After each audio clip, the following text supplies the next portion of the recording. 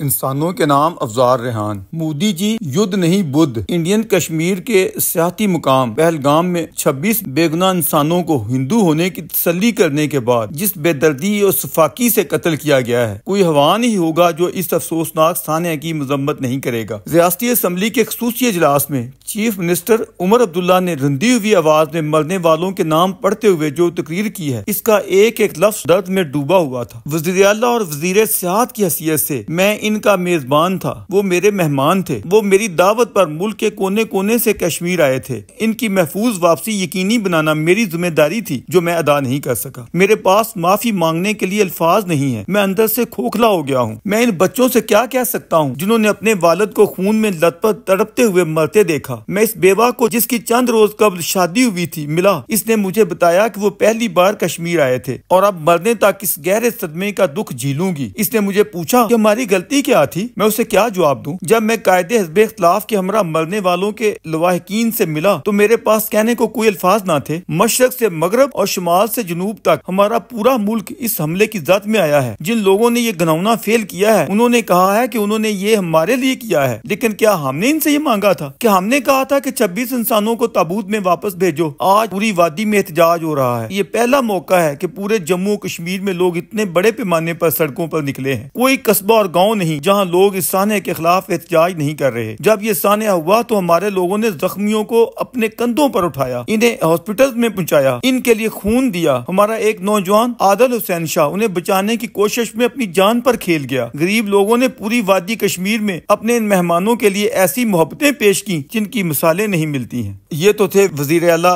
Indian Kashmir Sheikh Omar Abdullah की तकरीर के इक्तबासात, जबकि रियासती असम्बली ने मुतफिका तौर पर मजम्मती करारदाद मंजूर की है। सोशल मीडिया पर इस नौ के मनाजर पहली मरतबा मुलाजा किए गए हैं कि वादी के आम आवाम सड़कों पर एहतजाज करते हुए ज़ारो कतार रो रहे हैं। वादी की मसाजिद में नमाज जुमा से कबल मरने वालों के लिए 2 मिनट की खामोशी इख्तियार की गई है। ये अवामी दुख जहाँ मरने वालों के सोग में था, वहीं इन कश्मीरियों की होने वाली मुआशी तबाही पर भी था, क्योंकि बड़ी मुद्दत के बाद श्रीनगर से लेकर वादी के आम कस्बों और देहात तक अमन सलामती की खुशी आई थी। लाखों की तादाद में टूरिज्म आ रहा था, जिससे इन बदनसीबों की रोजी रोटी जुड़ी हुई थी। उन्हें अपना बेहतर मुस्तकबिल दिखाई दे रहा था, मगर अफसोसनाक दहशतगर्दी, टेररिज्म या आतंकवाद ने इनकी खुशियों का जनाजा निकाल दिया है। बिलाशुबा इस थाने पर इनका पूरा मुल्क गमो गुस्से में डूबा हुआ है, जिसे नॉर्मल करने के लिए Indian prime minister Narendra Modi ji ने शताब्दी में कुछ ऐसे इकदाम उठाए हैं जो गैर जरूरी ही नहीं, नताइज के लिहाज से नुकसानदेह हैं। अपने अवाम को मुतमिन करने के लिए उन्होंने शताब्दी में बगैर किसी मुनासिब प्लानिंग के अपना सारा गुस्सा पाकिस्तान या पाकिस्तानियों पर निकाल दिया है। जैसे चाय का डरा छाछ को भी फूंकता है, यूं महसूस हो रहा है जैसे मोदी जी इस वक्त हम सब पाकिस्तानियों को बिला इम्तियाज आतंकवादी के रूप में देख रहे हैं। इसीलिए उन्होंने ये ऐलान करना जरूरी समझा है कि तमाम पाकिस्तानियों के वीजे कैंसिल किए जाते हैं और ये कि वो सब बिला तखीर हिंदुस्तान से निकल जाएं। उन्होंने जरा ख्याल नहीं किया कि इससे कितने आम आवाम रुल जाएंगे जो खतरनाक बीमारियों के साथ दिल, फेफड़ों और किडनी का इलाज करवाने के लिए भारत गए हुए थे। इनका क्या बनेगा? मीडिया रिपोर्ट्स के मुताबिक कई खानदान बट गए हैं। दिक्कत अमेज मनाजर देखने में आ रहे हैं। छोटे छोटे बच्चे हैं, माँ पाकिस्तानी और बाप इंडियन है। सना खातून की मिसाल से अंदाजा लगाया जा सकता है, जिसे अपने खामद 11 साल बेटी और 8 साल बेटे के बगैर ही पाकिस्तान रवाना कर दिया गया है। ये बच्चे अपनी नानी से मिलने इंडिया गए थे। इसी तरह एक पाकिस्तानी नौजवान इमरान अपनी बीवी बच्चों के साथ इंडिया गया था और वो मीडिया पर बता रहा था कि मैं अपनी बेटियों और बीवी के साथ यहाँ आया था, लेकिन अब मेरी बीवी शर्मैन को पाकिस्तान वापस जाने की इजाजत नहीं है क्योंकि इनका पासपोर्ट इंडियन है। वो गुज़श्ता 18 बरसों से पाकिस्तान में मुकीम थी। दरवेश के अपने भतीजे सार निसार की शादी एक इंडियन से हुई है और इनका एक छोटा बेटा ज़ियान भी है। बीवी का पासपोर्ट इंडियन है। अब वो दोनों पाकिस्तान या इंडिया में इकट्ठे कैसे रह सकेंगे? दोनों ममालिक के सियासतदानों को इंसानी दुखों के हवाले से जरूर सोचना चाहिए और एक दूसरे को दहशतगर्दी या टेररिज्म के जरिए नीचा दिखाने की सोच से ऊपर उठकर 2.25 अरब इंसानों की भलाई का सोचना चाहिए। सच तो ये है कि यहाँ के बासी तारीखी, तहजीबी और लिसानी तौर पर बाहम इस कदर जुड़े हुए हैं, उन्हें तोड़ने की जुनूनी जहनीत और कावश के स्वाय चीर फाड़ के और कोई नाम नहीं दिया जा सकता। बुनियादी तौर पर हम एक ही तरह के लोग हैं, एक ही चीज है, एक ही तरह का मुल्क है। इस वक्त हर दो ममालिक में जो खौफनाक हालात बने हुए हैं, हर दूसरा बंदा पूछ रहा है कि क्या पाकिस्तान और इंडिया में जंग छिड़ने वाली है? मुश्किल है अर्ज़े हाल कहने से हो मुलाल, हम क्या जवाब दें? हमारे डिफेंस मिनिस्टर ख्वाजा आसिफ भी बादशाह आदमी है। कभी इंटरनेशनल मीडिया के सामने खुद इतनी जरा सच्चाई बयान कर देते हैं कि हाँ, हम लोग पिछले 30 बरसों से मगरब के कहने पर इस नौ का डर्टी काम यानी दहशतगर्द तैयार तैयार करके भेजते रहे हैं, आज वही फसल काट रहे हैं जो खुद बोई थी। इस पर आदमी मीडिया वाले सवाल उठाते हैं कि जब तुम लोग इतने पुराने पापी हो